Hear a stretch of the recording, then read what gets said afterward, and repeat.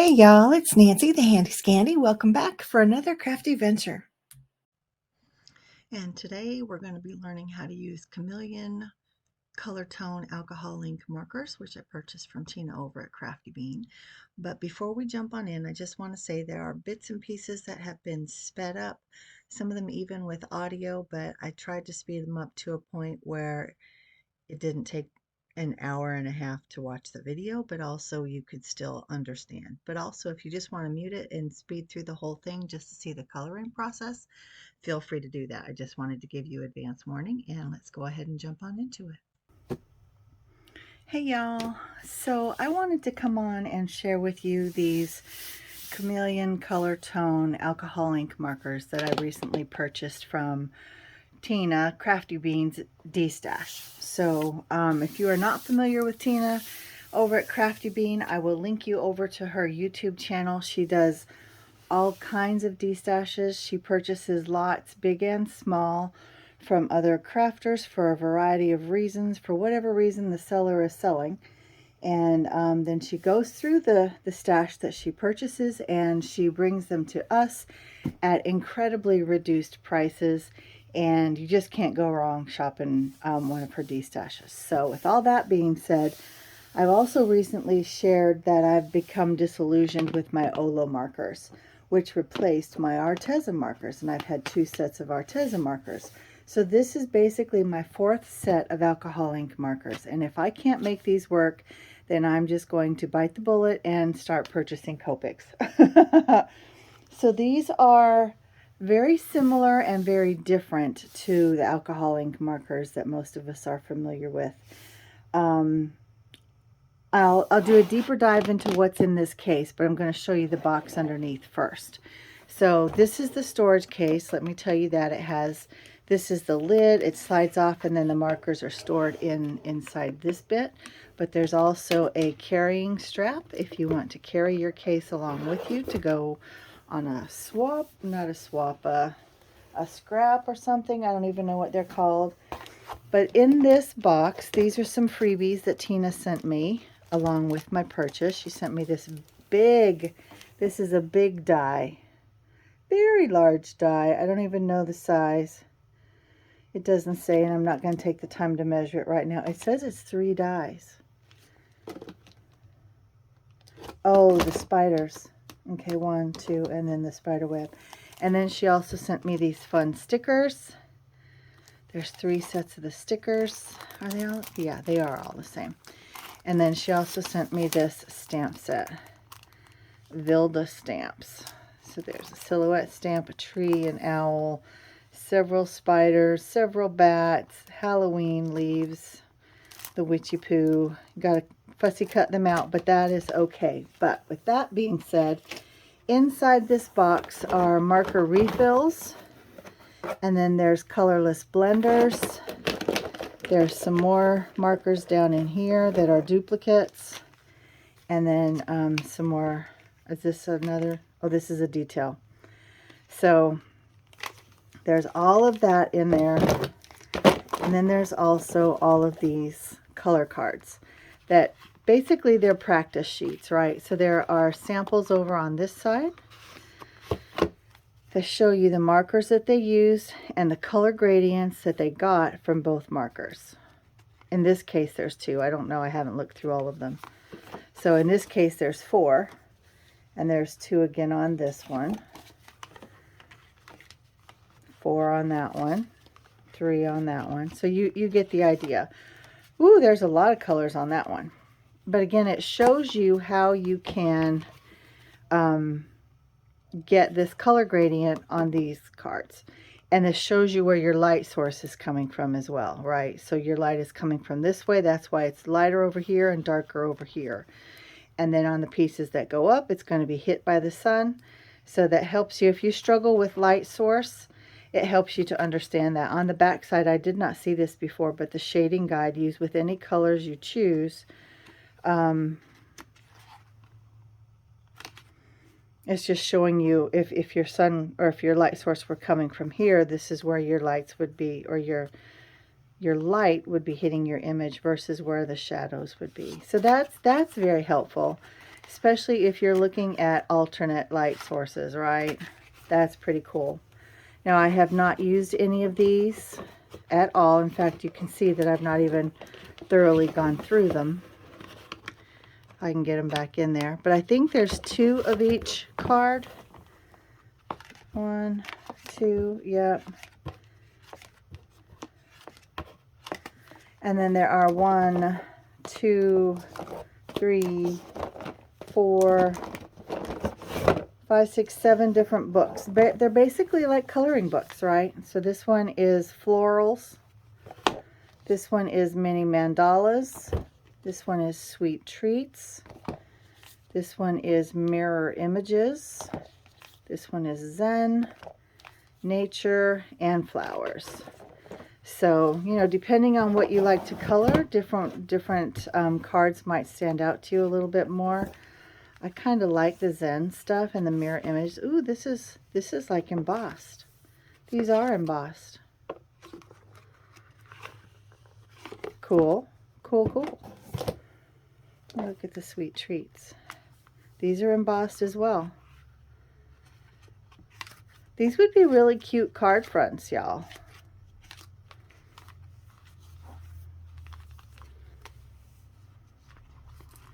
Super, super cute. Okay, so for right now, I'm not going, well, maybe I am. Let me see, maybe I am going to color on one of these floral mini mandalas. I love a mandala. Let me see. These are embossed as well. These don't give you as big a space. Let's do the sweet treats. That was kind of fun. All right, let me choose one of these.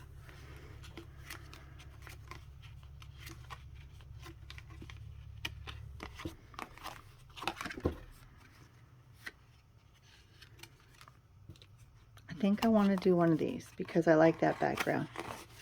So before I dig into this, though, I wanted to mention these. These are all replacement markers. Because this is the marker barrel, and this is this part. Can you see what I'm saying?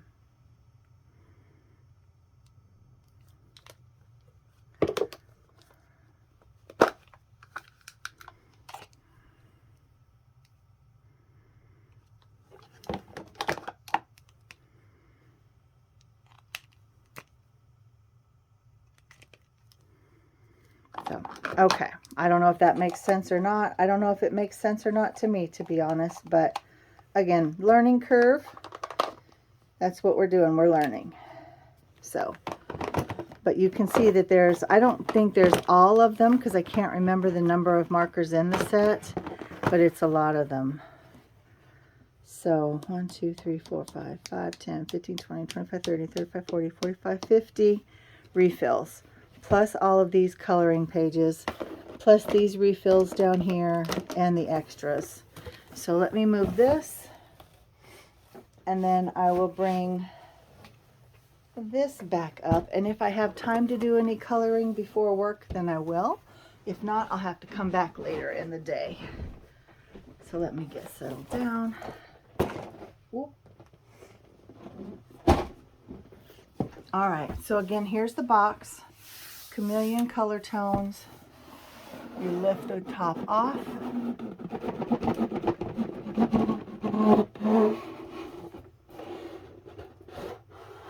Whew, it's big. And then there you have all your markers.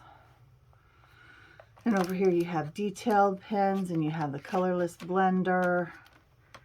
And I can't remember what's in here. I think they're more nibs, if I'm not mistaken. I think these are replacement nibs.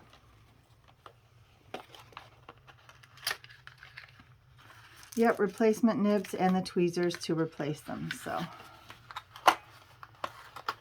I had never heard of these Chameleon color blends. So let's see, let's look at this background. I think I want to go with a gray. Let me see. Let's do a warm gray 3. And then it jumps to a warm gray 7. I think I want to do those. Now the idea, per what I understand, right, is that you The markers have different nibs, right? So the brush nib and then the bullet nib. So what I have noticed though is that the brush nib, once it's used a lot, it splays out quite a bit, and that's what you want. You want the splay. Is this the one I've used a lot? No. One of the yellows I used a lot and it has splayed. No. Anyway, I'm not going to go through them. If we find it while we're here, then we find it while we're here. Also in this container, there's kind of instructions and guidelines. Has important notes, thought you should know, and online videos, and just different ways that you can use it. So we were playing around, and the idea is that how to achieve multiple color tones from one pen. Each pen comes with its own mixing chamber used to infuse either nib. The toning medium in the mixing chamber dilutes the color of your pen, much like diluting watercolor paints with water, altering the intensity of the color to produce lighter tones. The magic happens when you begin drawing or coloring. The ink starts as a lighter tone and darkens back to the original color. The pen does the blending, eliminating any tonal gaps in the process. So yes and no. And that's why I go back to saying that there's a learning curve. Let me take a sip of my coffee. Because I feel like to get these very light tones, you have to basically, it calls it a mixing chamber, but you basically have to suck all of the ink out of your pen. So what am I starting with? This is the warm gray 3. Okay, I've got 10 minutes. I'm going to use this end. I'm going to use the brush nib. So I'm going to put this back on. But basically you put your pen into, this is what they call the mixing chamber. And you just allow, I thought it was pulling the ink out of the marker, but it's actually putting this solution into the marker. Don't know if you can see what's happening in there. But it does that so that when you start coloring, it's a lighter version. It can be almost white of whatever color you're using. And then as you color, the ink from the marker barrel itself fills back into the tip of the pen. So let's see what we got. Let's see.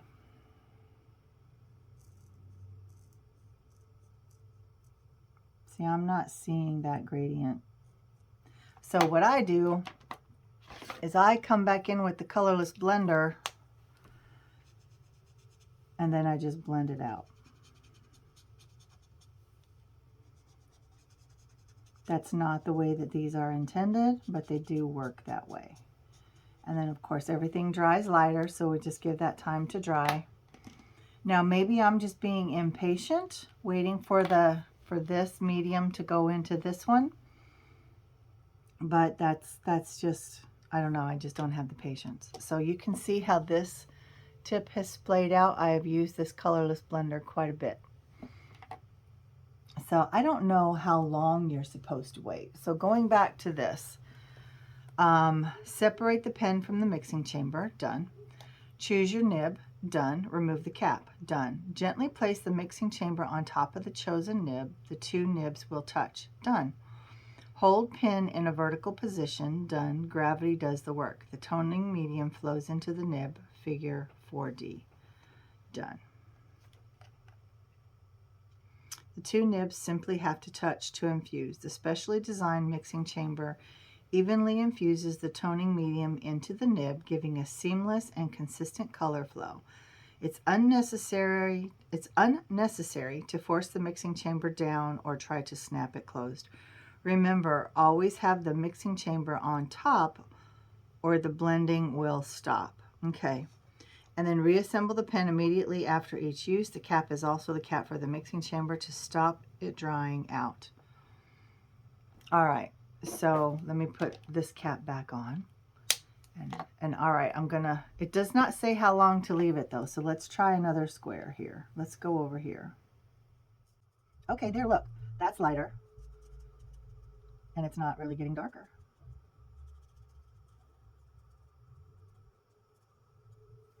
Interesting.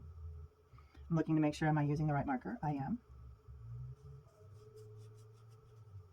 Maybe I got too much of the mixing solution this time. Interesting. Now it's starting to get a little bit darker. Interesting.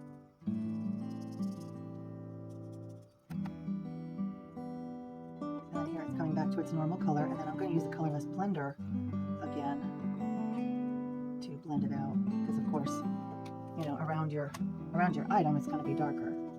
So I want to blend it out from here.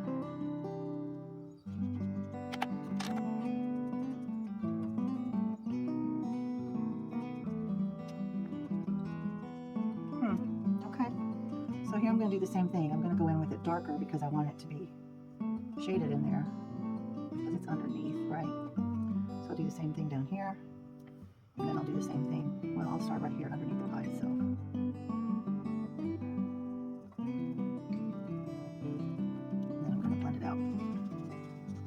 And again, this is not the way that the markers are intended, right? Do they work? Yep. To me, it works even better. And you can always do tip to tip and pick up some of that marker color and get it on your colorless blender. You know, tip to tip is always a good option, which I thought was basically what was happening with these markers, right? In the mixing chamber, I thought it was basically a tip to tip technique, but making it lighter versus a mid-tone. I think it's going to take some more of me practicing, because I don't know, I feel like I want the darker color first and then the lightness. That's what I want. So to me, it's kind of working in reverse, but again, that's just my brain. And it's that learning curve, right? It's a little bit of both. So let's do that tip to tip again, bring some of that color. Stretch it out a little bit more out to the edge. And then up here. Now see, I like the way that looks. Come up here and do some of the same thing. Get it dark around my image. And then use that colorless blender to blend it out.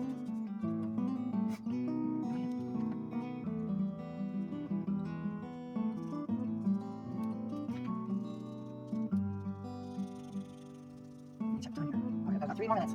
Then I gotta get to work. Okay. So let me try this the other way around. So let me try. Let me cover my cap. I don't know if I have time. But what I want to do is start with the light on this side and go out to the darker and see if I can get the same effect, but going from light to dark instead of dark to light. What do you think so far? It's interesting, right? Now again, I don't know how long I'm supposed to wait. Okay, that's pretty light. So I'm going to do it up here as well, because I want this one to be lighter, and then this one to be lighter too, kind of on this side. And then, so I'm going to go to light to dark. And then lighter is where I started, and then I'm going to go out to dark. And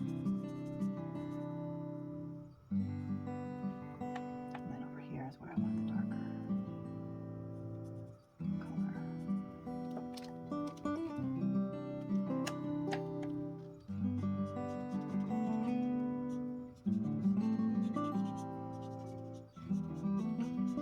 I don't know if the mixing solution in the mixing chamber is actually just colorless blender. I don't know. It kind of works in that way.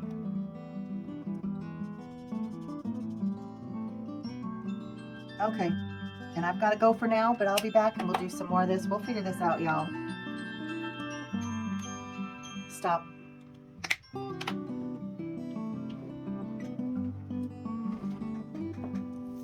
But that's where we're at for right now. I'm not hating it. All right, well, I am back. I did not get back to it on the same day. This is about 4 o'clock in the morning the next day. But we can kind of see how things have mellowed out, how the colors have evened out and that kind of thing. And I'm not mad about it. I like the shading. But remember, I've done most of it with the colorless blender versus the mixing chamber, because it's just still, I'm getting used to it. So let's go ahead and jump on in. I want to, let me see if I can do this row. And I want this end, excuse me, I want the brush tip. So I'm going to pull it out, pull this cap out. This is the cap that guards the mixing chamber, which I think is just colorless blender. But I think the key that I wasn't getting before was holding it this way, so that this, whatever's in this chamber, if it's colorless blender fluid or otherwise, so that this goes down here into the pen. How long I have to wait is the question, really, but see, I wanted to do this row, so we want it to be lighter over here and work our way into darker. So again, here's the lighter side over here, and while it's light, let me go on over here and do, oh, see, it's getting darker faster now. Maybe it's just because I just held it in this direction, right? That's my guess. So let me go dark. And then do this. And then come back. Oh, that did it that fast. Oh, no, it didn't. I'm messing it up. Why am I getting confused? Let me bring this one in. And blend these things out before they dry in a way that I don't want them to.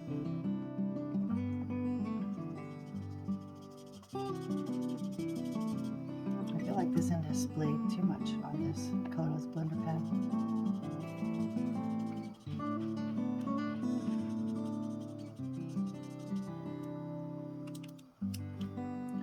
I want it a little bit darker here.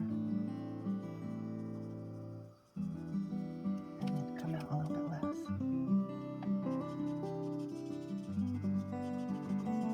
Okay, come over here and try to fix this one since I've about ruined it.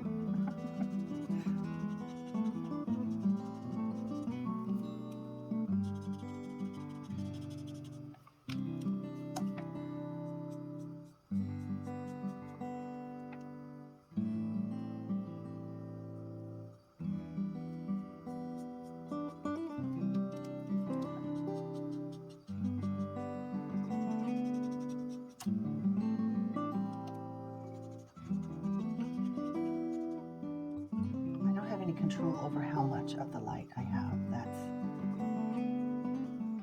I think that's just the learning curve. And knowing when I leave the marker on the chamber for how long, because that's how much of the mixing fluid, I guess, is going in, and that will determine how long I have the light color for.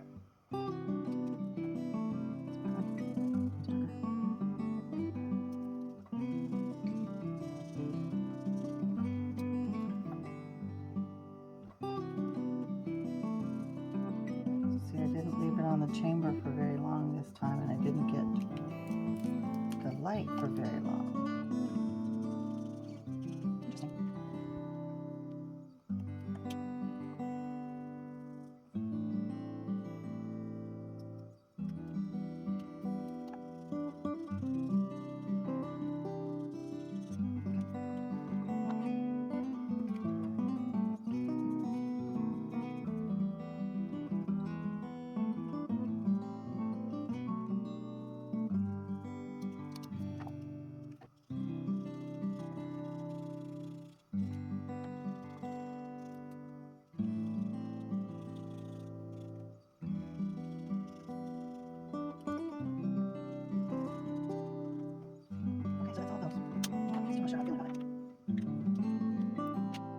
Some places that are not evenly blended at all, but I think that's more operator error than anything.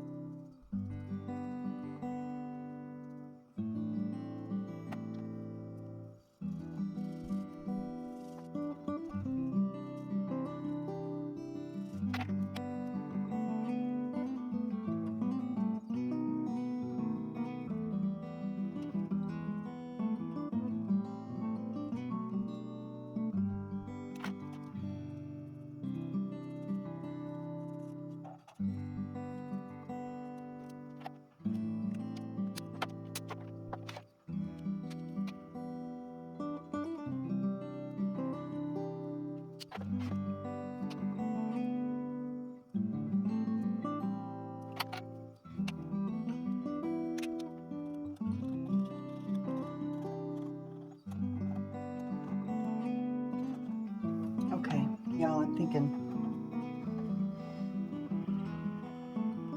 I just need to go ahead and invest in Copics.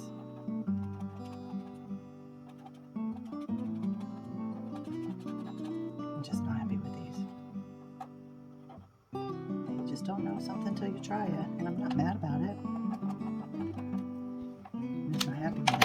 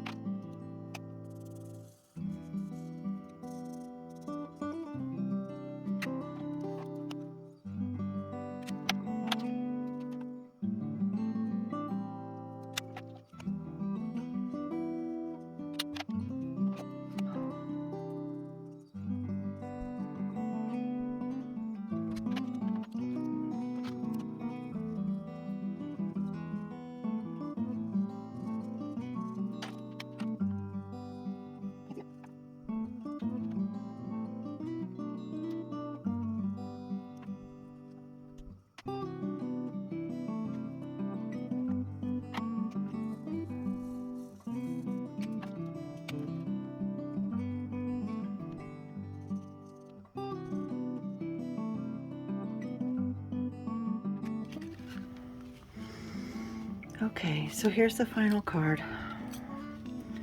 Very simple. I can't even find a sentiment that I like to go with it. Haven't done anything to the inside or to the back. I may. I don't know. I'm just feeling disillusioned right now. But tell me what you think. I mean, I made this one messy because I was thinking like if it were a berry pie, it would be, you know, bubbling out of the crust lattice top. Then I was going to do it here, but I just got upset. So anyway, it's not horrible. The markers aren't horrible.